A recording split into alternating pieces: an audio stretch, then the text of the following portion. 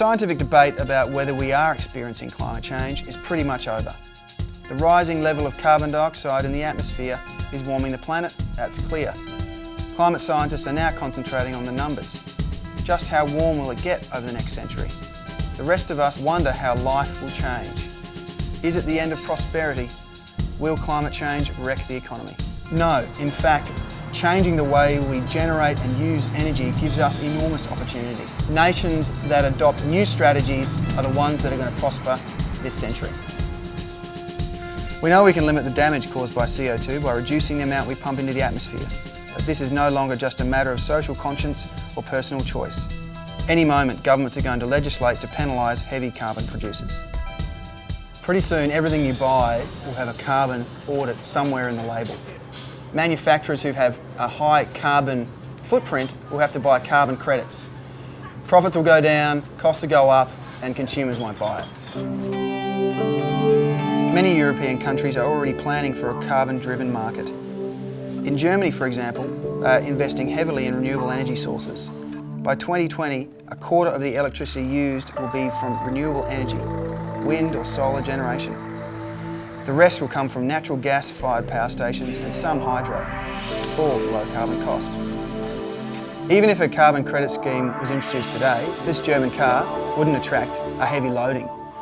The electricity that's used to produce the car comes from relatively clean, low carbon sources, and therefore it means low cost. Especially compared to this, Australia's homegrown Ford has a huge carbon cost involved in its production. And that's because electricity in Australia depends on coal. Australia has 30 coal-fired power stations like this one. They produce nearly 80% of Australia's power. Coal is the staple food of our energy diet and has made us carbon obese. Coal power is cheap at the moment, but it produces millions of tonnes of CO2 every year. While the rest of the world is going on a carbon diet, Australia is the fat man in the corner. At home, we can turn off all the lights we want. We could live in total darkness, not use any electricity at all, and it still wouldn't do anything to reduce the carbon cost of our manufacturing. The irony is that we have, potentially, a much bigger resource opportunity than coal: solar power. The Australian deserts are potential solar powerhouses that could export clean electricity across Asia. At the moment, solar power is more expensive than coal, but pricing carbon will quickly reverse that. We have plenty of land available for wind farms too, and it's these industries that have much better long-term employment opportunities than coal.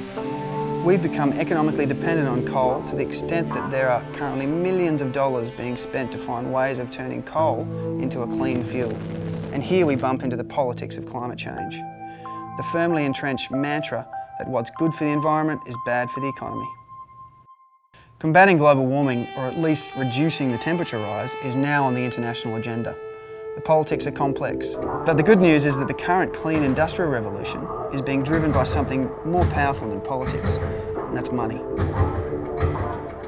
Globally, industry has seen a massive opportunity, and companies are adopting clean technology because it'll make them money.